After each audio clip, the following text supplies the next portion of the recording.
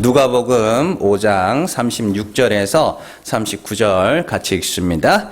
또 비유하여 이르시되 새 옷에서 한 조각을 찢어 낡은 옷에 붙이는 자가 없나니 만일 그렇게 하면 새 옷을 찢을 뿐이요 또 새 옷에서 찢은 조각이 낡은 것에 어울리지 아니하리라. 새 포도주를 낡은 가죽 부대에 넣는 자가 없나니 만일 그렇게 하면 새 포도주가 부대를 터뜨려 포도주가 쏟아지고 부대도 못 쓰게 되리라. 새 포도주는 새 부대에 넣어야 할 것이니라. 묵은 포도주를 마시고 새 것을 원하는 자가 없나니 이는 묵은 것이 좋다 함이니라. 아멘. 누가복음 40번째 시간입니다. 새 것과 옛 것의 정체입니다. 우리가 지난 시간에 금식에 대해서 살펴봤습니다. 사람들이 대부분 알고 있는 금식은 밥 굶는 금식이죠. 그러나 예수님이 말씀하시는 진짜 금식은 의에 줄이고 목마른 마음의 금식입니다. 그래서 마음의 금식이라는 게 뭐예요? 의에 줄이고 목마르다는 건 내게는 의가 없다. 그런 뜻이죠. 그래서 나는 죄인이며 의가 없는 자라는 자기 고백. 그러니까 지금 세리와 세리와 죄인들 다 세리들입니다. 그들과 함께 먹고 마시고 있는 예수님과 제자들. 요게 뭐예요? 요게 진짜 금식의 현장이죠. 하늘의 의로 배불려지는. 자기는 의가 없는. 그죠? 그들에게 그게 진짜 금식이고 밥 먹는 금식. 밥 굶는 금식을 하는 그 이야기를 하는 바리새인들과 서기관들은 그건 진짜 금식이 아니라고 이야기를 하는 것이죠. 자, 이 내용들을 잘 기억을 하셔야 오늘 말씀을 쉽게 이해할 수가 있습니다. 오늘날의 철학이나 사상, 학문 이런 것들이요 기본적으로 헬라 철학의 영향을 많이 받았습니다. 그리고 헬라 철학이라니까 뭐 어렵게 생각할 거 없어요. 헬라 철학은 기본적으로 이원론을 기초로 합니다. 이원론이 뭐예요? 선, 악, 이원, 그리고 영, 육 이렇게 이원론. 그래서 두 개가 따로 있다는 거예요. 선이 따로 있고 악이 따로 있고. 그게 헬라 철학의 기본적인 사상입니다. 그래서 이런 것들이 장점이 있어요. 장점이 뭐냐면 예를 들면은 이제 질병 있죠. 질병은 무조건 뭐예요? 악인 거예요. 그래가지고 뭐예요? 그건 정복해야 될 것, 싸워야 될 것, 이겨야 될 것 이렇게 만드는 거죠. 그래서 그런 헬라 철학이 이렇게 과학 기술과 만나면서 질병들이 이렇게 정복돼가는 그런 과정들이 있었던 것이죠. 근데 이게 문제는 뭐냐면 이게 전쟁을 아주 부추기게 됐습니다. 근데 헬라 철학을 기본으로 하는 곳에서는 항상 전쟁이 일어나고 갈등이 일어납니다. 왜냐하면 전쟁이 일어나기 위해서는요 반드시 적군을 사람으로 안 봐야 됩니다. 사람으로 안 봐야 돼요. 그래서 여러분들 영화 보시면은 좀비 영화 이런 거 있죠? 좀비 영화 보면 사람들이 그 좀비를 죽일 때 전혀 죄책감을 갖지 않죠. 그런 게 이제 그게 좀비 영화가 진짜 그런 좀비가 있어서 그러겠어요? 아닙니다. 아닙니다.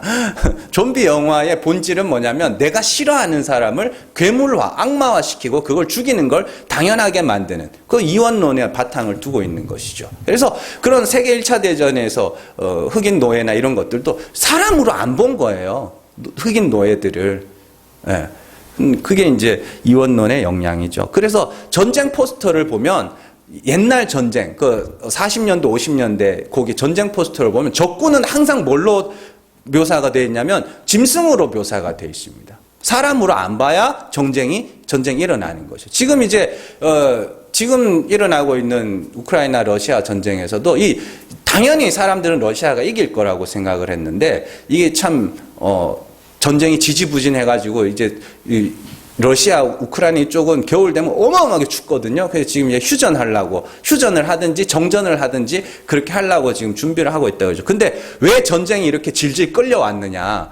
러시아 사람들이 이제 아는 거예요. 그 사람들도 뭐예요? 사람인 걸 아는 거예요. 나랑 똑같은 사람인. 근데 우크라이나 입장에서는 뭐예요? 쳐들어왔으니까 일단 뭐 해야 돼요? 지켜야 되죠. 지키기 위해서 싸움하는 필사적으로 전쟁을 하는 거고 러시아 사람들은 굉장히 정체성에 혼란이 오는 거예요. 저게 짐승이면 그냥 막 갖다가 퍼붓고 하겠는데 사람인 거라. 그래가지고 그런 이야기들이 있습니다. 자, 어쨌든 이원론 헬라 철학. 그래서 여러분들이 여러분들 세상에서 학문이나 이런 것들을 너무 깊이 빠져다 보면은 모든 것을 선과 악으로 나누게 됩니다. 그러나 우리가 인생을 여러분들이 많이 살아보셨지만 조금만 주의 깊게 살펴보면 이 세상은 이원론으로 나눌 수 있는 게 아닙니다. 일원론입니다. 그래서 내게 선한 것이 누군가에게는 악한 것이 될 수 있고 또 내게 악한 것이 누군가에게는 선이 될 수도 있습니다. 또 많은 사람에게는 악한 것이 될 수 있지만 소수의 사람에게는 그게 선한 것이 될 수도 있고요. 또 많은 사람들에게는 선한 것이 소수의 사람에게는 악한 것이 될 수도 있습니다. 하나인데, 그렇죠? 우리 개인에게도 마찬가지입니다.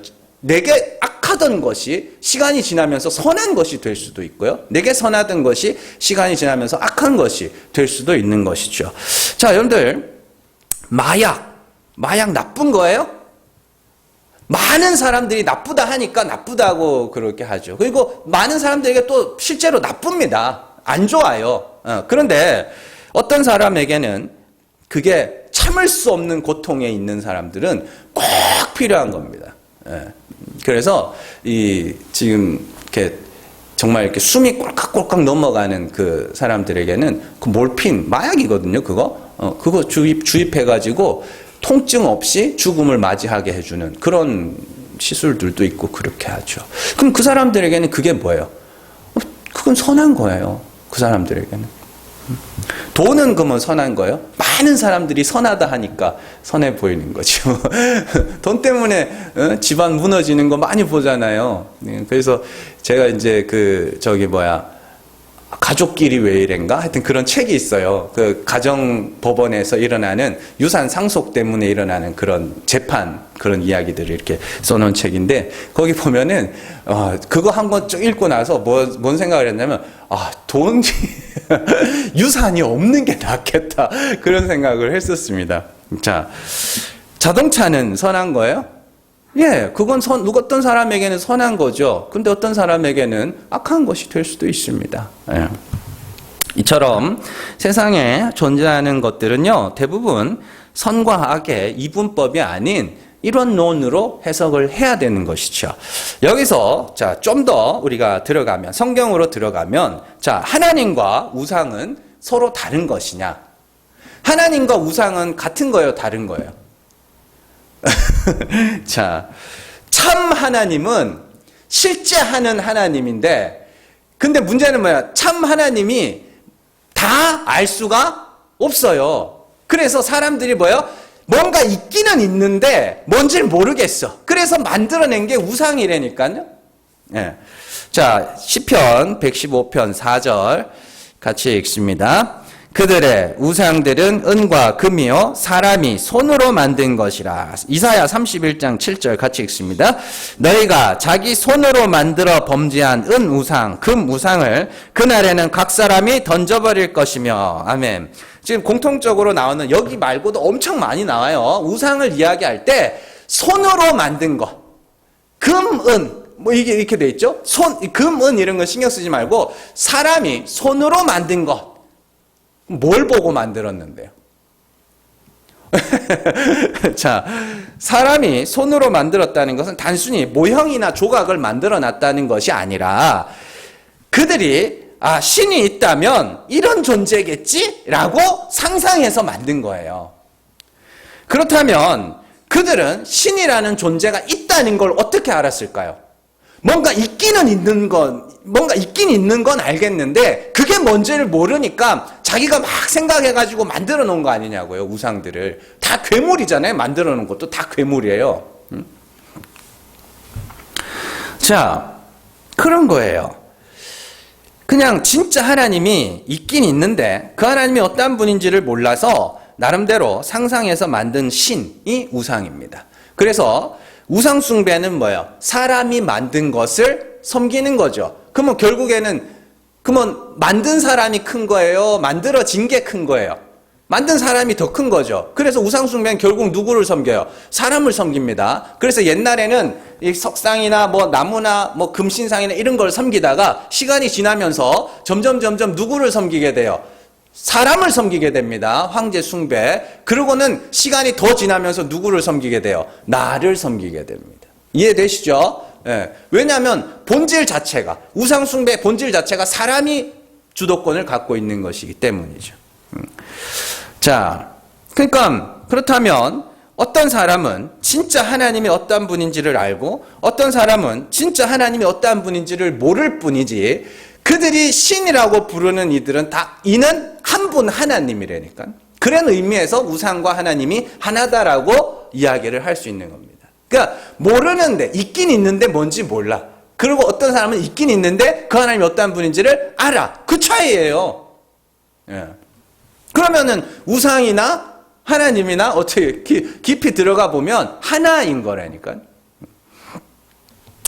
자, 이처럼 오늘 말씀도 이론론적 관점으로 해석을 해야 됩니다. 오늘 말씀에서 예수님이요, 새 것과 옛 것을 비유로 말씀하십니다. 그런데 왜 이런 말씀을 하고 있느냐? 금식의 이야기를 하다가, 그죠? 바리새인들, 세리, 레위와 그의 친구들하고 잔치하는데 바리새인이 와서 너희는 왜 죄인과 먹고 마시냐? 왜 요한의 제자들도 금식하고 바리새인들의 제자들도 금식하는데 왜 당신 제자들은 금식 안 하냐? 그러다가 오늘 말씀까지 흘러온 거잖아요. 한 사건에서 이렇게 이야기가 흘러온 거죠. 자, 그렇다면 금식이 뭐예요? 겉으로 드러난 것은 밥 굶는 금식이죠. 근데 속으로 드러난 건 마음의 금식, 의에 줄이고 목마른 마음의 금식이죠. 예. 그래서 그렇다면 예수님이 말씀하시는 옛것, 낡은 것, 그건 뭐예요? 밥 굶는 금식. 새 거는요? 새 거는 마음의 금식. 이해되세요? 네. 자, 그래서 옛것과 새것은 그러면 다른 거예요? 하나예요. 하나예요. 자, 마태복음 13장 52절 같이 읽습니다. 예수께서 이르시되 그러므로 천국의 제자된 서기관마다 마치 새것과 옛것을 그 곳간에서 내오는 집주인과 같으니라. 요한일서 2장 7절 같이 읽습니다. 사랑하는 자들아, 내가 새 계명을 너희에게 쓰는 것이 아니라 너희가 처음부터 가진 옛 계명이니 이 옛 계명은 너희가 들은 바 말씀이거니와. 아멘.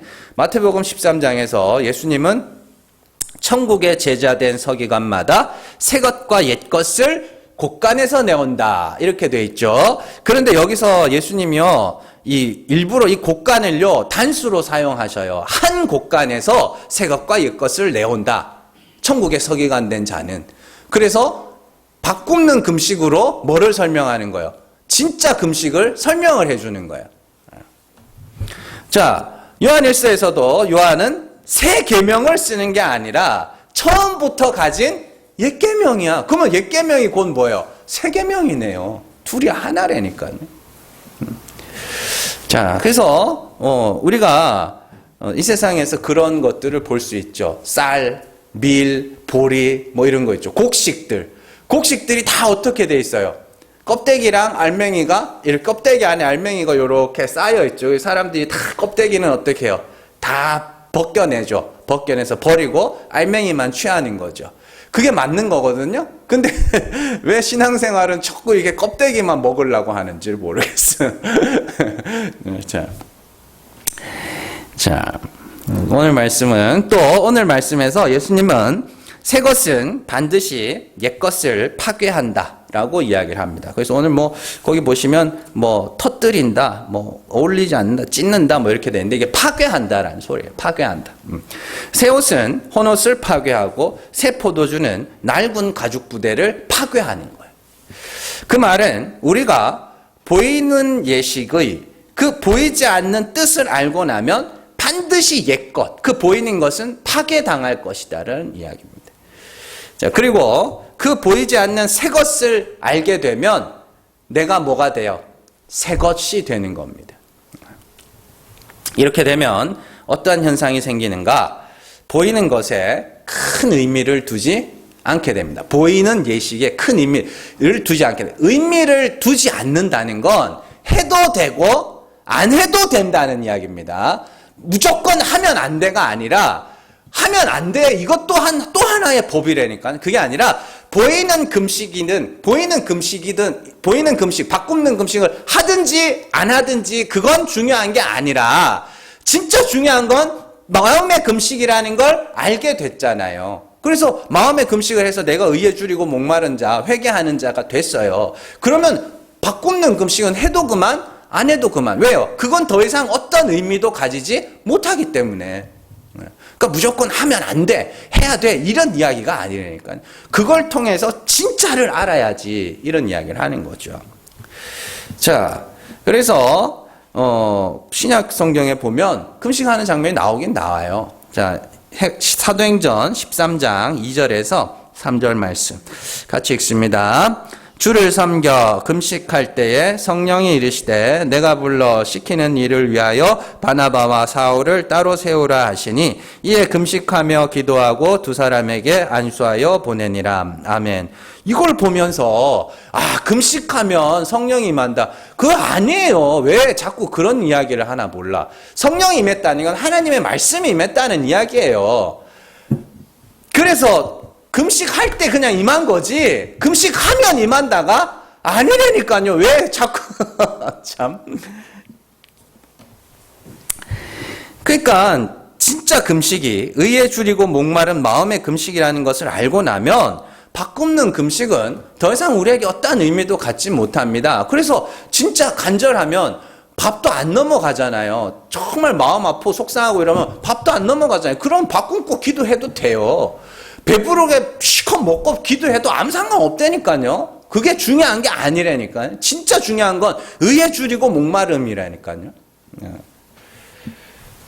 자, 그래서 필요하면 밥 굶는 금식을 할 수도 있고 하기 싫으면 굳이 안 해도 됩니다. 중요한 것은 마음의 금식을 하느냐 하지 않느냐이지 밥 굶는 금식, 보이는 금식은 더 이상 어떠한 중요한 의미도 갖지 못한다라는 것이죠. 그러니까 여러분들은 금식을 해야 돼요, 안 해야 돼요? 예? 해야죠. 무슨 금식? 마음의 금식. 예. 빙고. 맞습니다. 그건 반드시 해야 되는 거예요. 그거 안 하면 여러분들 구원 못 받습니다. 진짜로요. 그래서 보이지 않는 그 마음의 금식을 한 자들, 그 자들이 뭐예요? 세 부대. 자, 다른 구약의 예로 살펴볼게요. 할례도 똑같습니다. 할례도 성경은 몸의 할례와 마음의 할례로 나눕니다. 근데 이게 두 개가 같은 거냐 다른 거냐 했을 때 둘은 뭐예요? 하나예요. 하나. 자, 근데 이 마음의 할례라는 건요, 신약에서만 나오는 게 아니라 구약에서부터 나오는 단어입니다. 신명기 30장 6절 같이 읽습니다. 네, 하나님 여호와께서 내 마음과 내 자손의 마음에 할례를 베푸사 너로 마음을 다하며 뜻을 다하여 내 하나님 여호와를 사랑하게 하사 너로 생명을 얻게 하실 것이며. 아멘. 마음의 할례가 여기 나오죠. 하나님이 어디에 할례를 하겠다 그래요? 마음의 할례를 하겠다 그래요. 마음의 할례는 어떻게 받는? 뒤에 가면은 귀의 할례도 나옵니다. 귀의 할례도 나와요.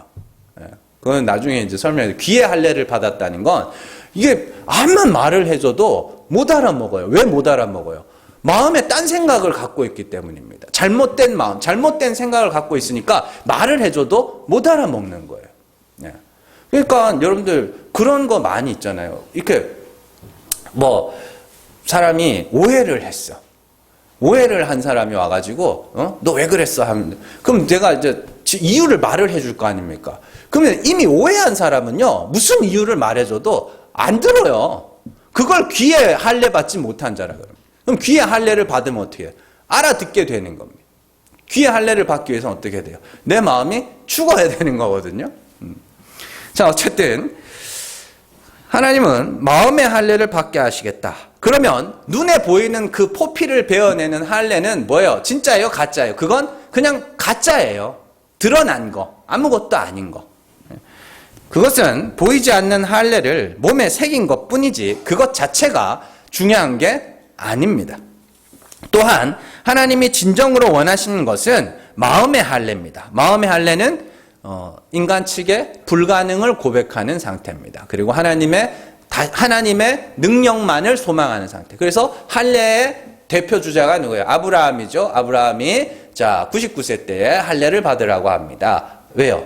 이제 네 몸이 죽은 것과 같고 사라의 몸이 죽은 것 같아. 둘 다 뭐예요? 완전한 불가능의 상태. 이 상태에서는 아들 낳으면 누가 낳게 하신 거? 100% 하나님이 낳게 하신 거죠. 그걸 뭐예요? 그걸 표면적으로 나타낸 게 이 몸에 새긴 할례. 또 길갈에서의 할례 똑같죠. 길갈에서의 할례 뭐예요? 이스라엘 백성들에게 전쟁을 해야 되는데 군사가 하나도 없어요. 그래서 할례를 받게 하는 거예요. 그럼 뭐 하려고? 이제 이기면 누가 이기게 하신 거예요? 하나님이 이기게 하신 거라고. 그게 할례라니까. 자, 그래서 인간 측의 완전한 불가능을 이야기하는 것이며 이제 하나님의 은혜, 하나님의 긍휼만을 바라고 있는 그 상태를 상징하는 것이 마음의 할례입니다. 이게 마음의 할례나 마음의 금식이나 그 내용은 뭐예요? 똑같아요. 자, 그래서 성경은요. 예수님이 할례를 받으셨다고도 하고 성도들에게도 마음의 할례를 받으라고도 이야기를 합니다. 골로새서 2장 11절에서 12절 같이 읽습니다. 또 그 안에서 너희가 손으로 하지 아니한 할례를 받았으니 곧 육의 몸을 벗는 것이요 그리스도의 할례니라. 너희가 세례로 그리스도와 함께 장사되고 또 죽은 자들 가운데서 그를 일으키신 하나님의 역사를 믿음으로 말미암아 그 안에서 함께 일으키심을 받았느니라. 아멘. 11절의 말씀에서 손으로 하지 아니한 할례. 이게 마음의 할례거든요. 손으로 하지 아니한 할례를 받았는데 그게 뭐라 그래요? 그리스도의 할례다. 자, 그러면 그리스도의 할례가 뭐냐? 12절에서 설명을 해주는 겁니다. 그게 12절에서 너희가 세례로 그리스도와 함께 장사되는 것, 그리스도와 함께 십자가에서 죽는 것, 그것이 마음의 할례야. 그런 이야기입니다. 자, 그래서 중요한 것은요, 보이지 않는 할례가 중요한 것이지 보이는 할례는 중요한 것이 아니다. 중요하지 않다. 그건 아무것도 아니다라는 건 해도 그만 안 해도 그만. 그래서 사도행전 16장에 가면은 디모데가 할례를 받습니다. 근데 이 사건이 왜 중요하냐면 사도행전 15장에서요 예루살렘 회의가 모여요. 근데 그 예루살렘 회의를 했던 이유가 뭐냐면 유대로부터 어떤 거짓 교사들이 와요. 안디옥으로 와가지고 할례 받고 율법 지켜야 구원받는다고 가르칩니다. 그래서 그 일 때문에 그게 안디옥 교회만 그렇게 퍼진 게 아니고 전체 교회들에게 그게 싹 퍼진 거예요. 그래가지고 사람들이 예루살렘 사도들 목회자들이 모여가지고 예루살렘에서 회의를 합니다. 회의를 해서 구원은 오직 그리스도의 은혜로 얻는다고 도장 꽝 찍었어요. 율법과 할례로 얻지 못한다고 딱 찍었다니까요. 그러고 나서 16장 바로 뒤에서 바로 다음에 디모데가 할례를 받아요. 그건 뭐예요 그러면? 아무것도 아니니까. 보이는 건 아무것도 아니니까. 근데 디모데는 이제 뭐 해야 돼요? 복음을 전해야 된단 말이에요. 근데 유대인들은 할례 받지 않으면 같이 자리도 안 했어요. 식사도 안 하고 만나지도 않았다고. 사람 취급을 안 했다고요. 그러니까 복음을 전하는 자로서 뭘 해야 돼요? 할례를 받는 거예요. 그냥 필요에 의해서. 그건 해도 되고 안 해도 되고 보이는 건 아무 의미 없는 거니까 필요하면 해도 되고 필요 없으면 안 해도 되는 거예요. 거기에 신앙적인 의미를 부여한다는 것 자체가 잘못된 거예요. 자, 그래서 아무것도 아니라는 건 하든지 하지 않든지 그건 하나님 앞에서 아무 의미가 없다는 것. 진짜 중요한 건 뭐예요? 마음의 할례. 그럼 여러분들은 할례 받아야 돼요? 안 받아야 돼요? 받아야죠. 무슨 할례? 마음의 할례. 마음의 할례는 뭔데요? 그리스도와 같이 죽는 거. 내가 저주받을 죄인임을 고백하는 거. 또 하나 살펴볼게요. 성전 제사입니다. 성전 제사. 그러니까 제사는 인간들이 창세기에서부터 나오죠. 제사는. 그거 어떻게 알고 제사를 드렸을까요? 인간들은 끊임없이 하나님을 향해서 제사를 드렸습니다. 이에 하나님은 출애굽한 이스라엘 백성들에게 친히 성막을 짓게 하시고 또 제사법을 정해 주십니다. 그리고 이스라엘 백성들은 제사를 목숨처럼 여겼습니다. 그런데 성경은요, 성전 제사를 하늘에 있는 것의 모형이다라고 이야기를 해요. 자, 히브리서 8장 5절 말씀 같이 읽습니다. 그들이 섬기는 것은 하늘에 있는 것의 모형과 그림자라. 모세가 장막을 지으려 할 때에 지시하심을 얻음과 같으니 이르시되 삼가 모든 것을 산에서 내게 보이던 본을 따라 지으라 하셨느니라. 아멘. 자, 그들이 섬기던 성전과 제사는 하늘에 있는 것의 모형과 그림자다, 이렇게 이야기를 합니다. 왜냐하면 잘 보세요. 모세가 장막을 지으려 할 때에 지시하심을 얻은 것 같으니 산에서 내게 보이던 본, 산에서 하나님이 모세에게 뭔가를 보여주셨어요. 뭘 보여주셨어요?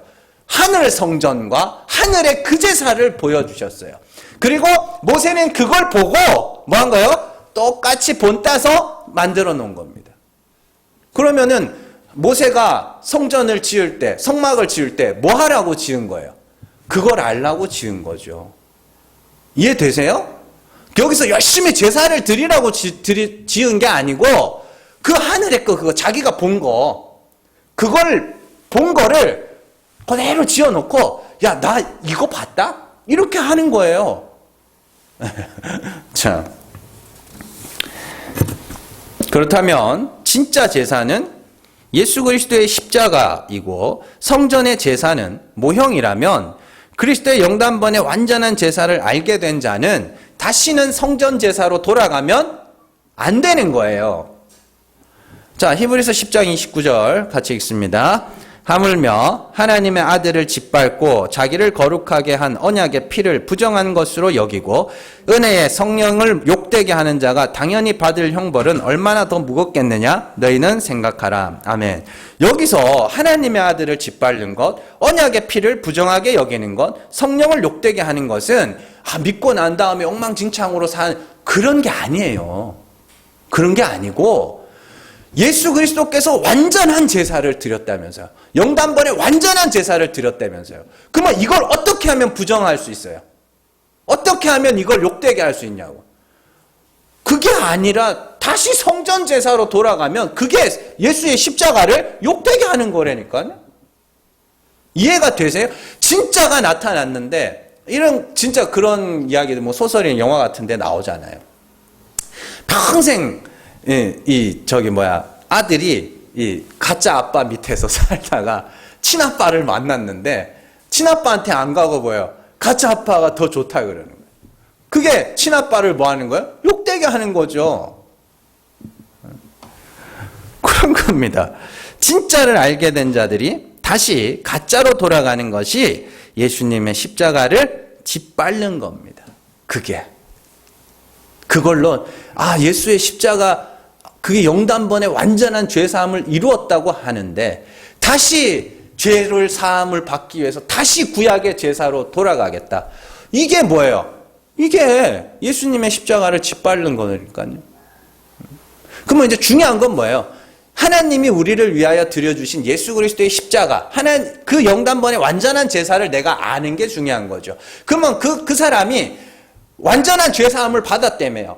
근데 그걸 못 믿고 제사를 다시 구약의 제사로 돌아가는 것이 나쁜 것이지, 그냥 구약의 제사, 성전의 제사 참여하는 그냥 그 자리에 가가지고 앉아있는 건 그거 나쁜 거예요? 아무것도 아니라니까요. 그래서 여러분들 사도 바울이 예루살렘에 가잖아요. 예루살렘 성전에서 막 서원도 하고 막 그래요, 거기서.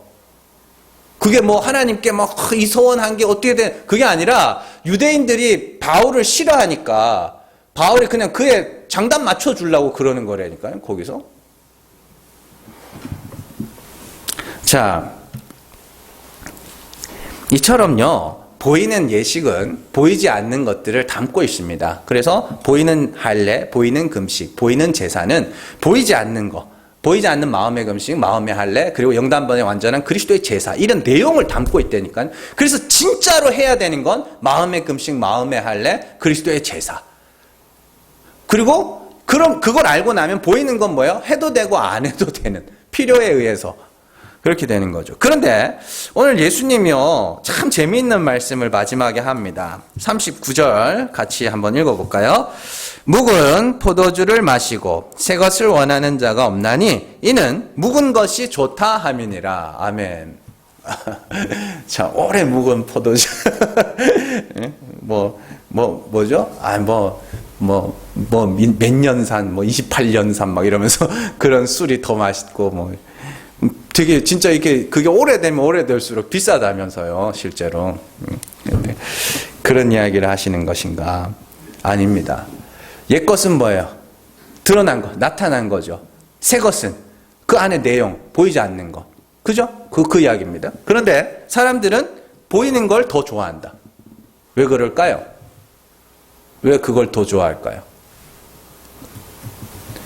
맞잖아요. 지금 바리새인들과 서기관들이 와서 마음의 금식을 하고 있는 세리와 죄인들 욕하고 손가락질하고. 그죠? 자기들은 뭐예요? 보이는 금식의 이야기를 하고 있죠. 왜요?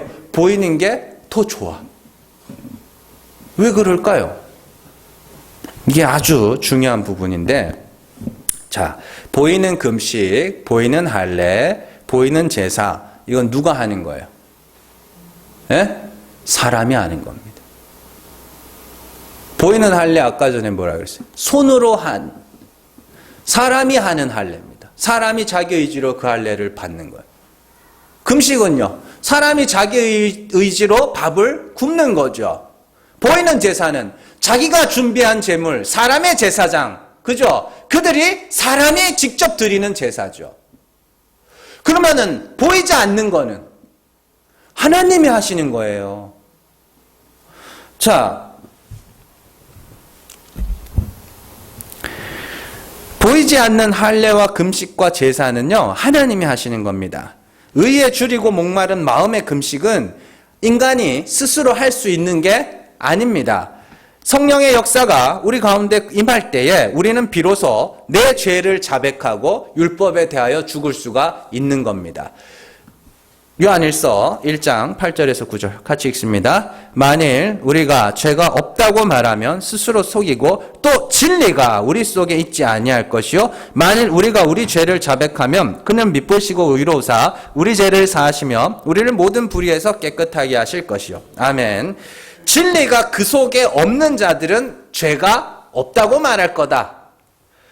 반대로 진리가 그 속에 있는 자들은 자신의 죄를 자백하게 될 것이다.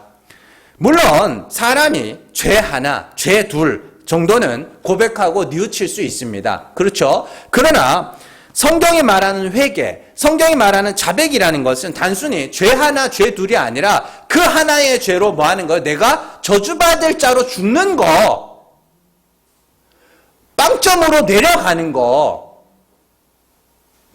그 90점에서 1점 빠지고 2점 빠지고 이게 아니라 빵점으로 내려가서 진짜로 하나님이 불쌍히 여겨주셔야만 구원받을 수 있다는 그 자리로 내려가는 게 회개고 자백이란 말이에요. 그건 하나님이 하시는 거예요. 그래서 진리가 그 속에 있는 자가 그 자백을 할 수 있다고 이야기를 하는 겁니다.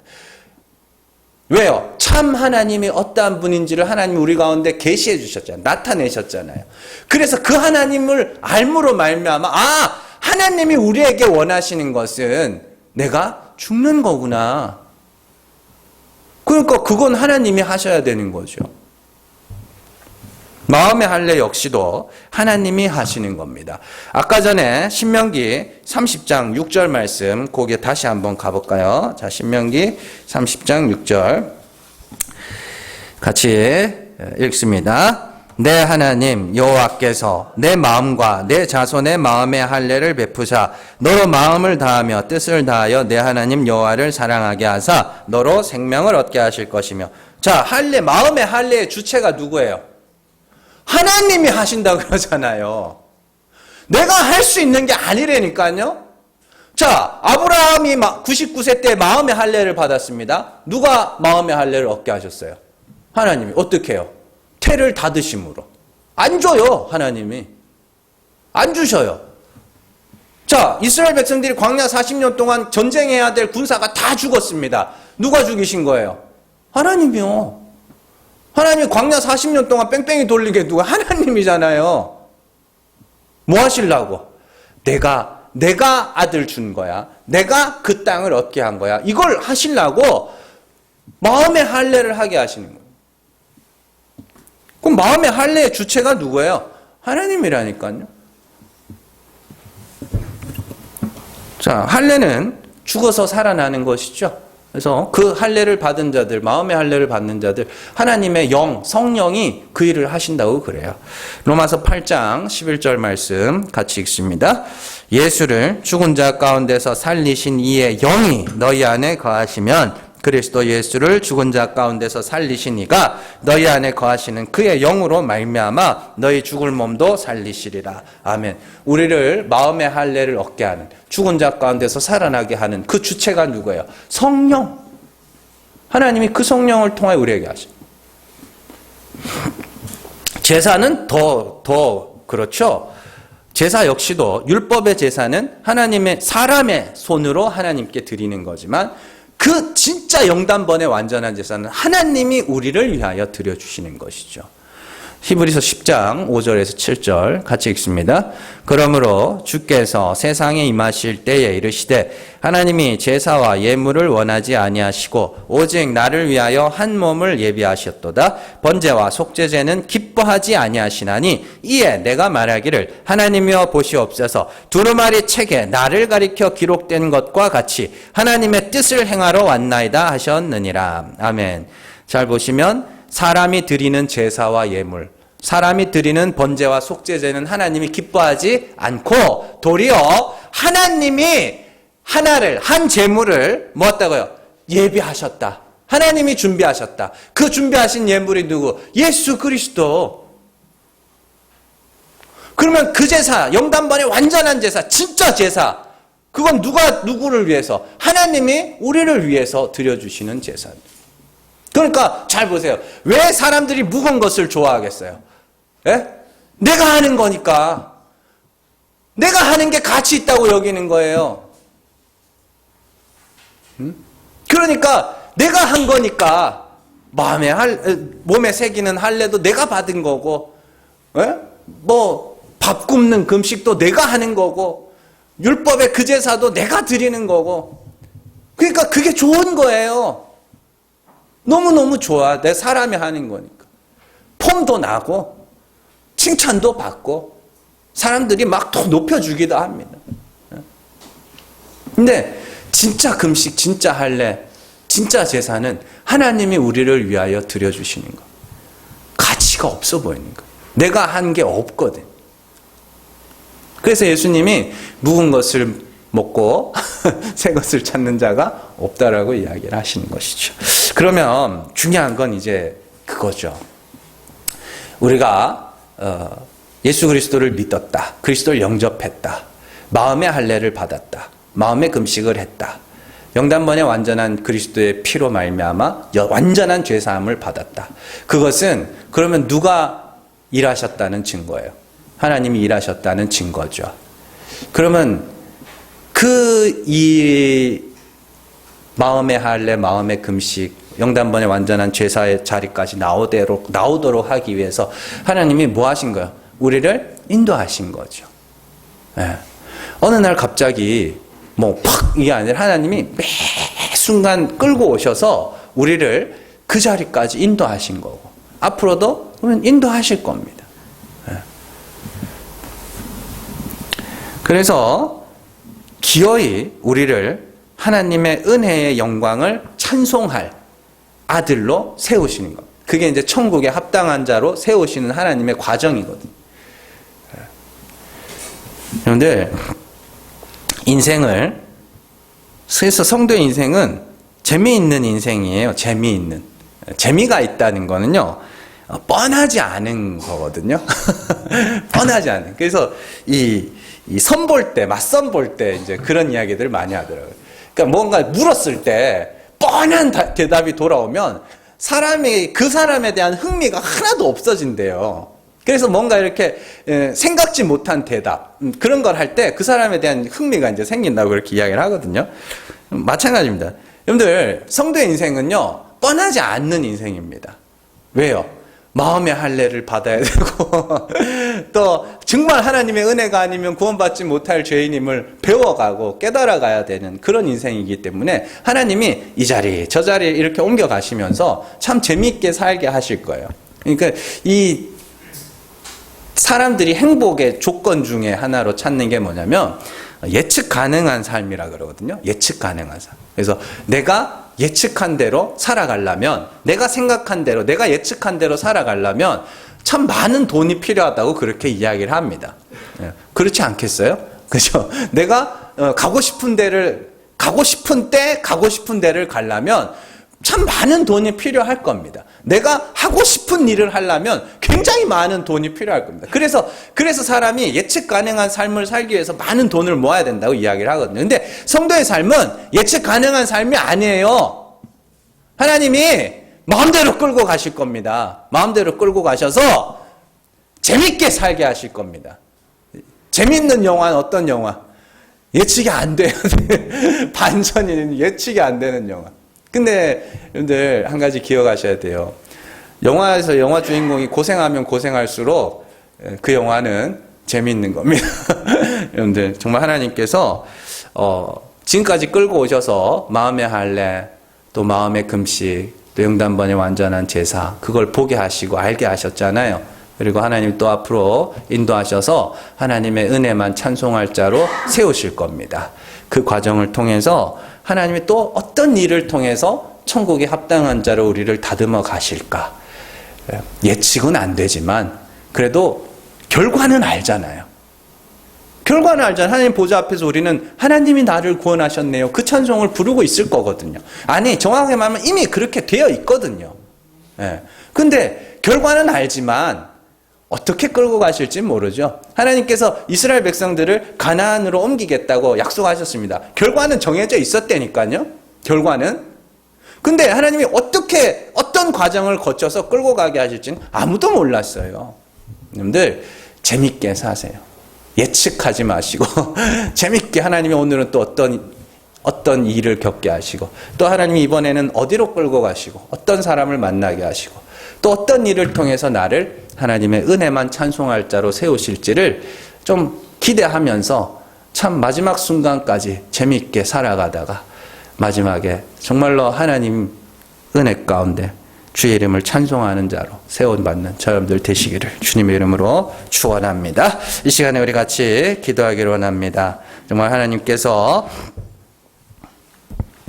지금까지 인도하셔서 마음의 금식을 하게 하시고 마음의 할례를 받게 하시고 영단번의 완전한 제사를 드리게 하신 그 하나님께서 정말로 앞으로도 우리의 삶을 인도하셔서 하나님의 은혜만 찬송할 자로 하나님이 나를 구원하셨습니다. 노래하는 자로 세우시는 그 재미난 인생 잘 살아낼 수 있도록 위해서 이 시간 우리 간절한 마음으로 같이 기도합니다.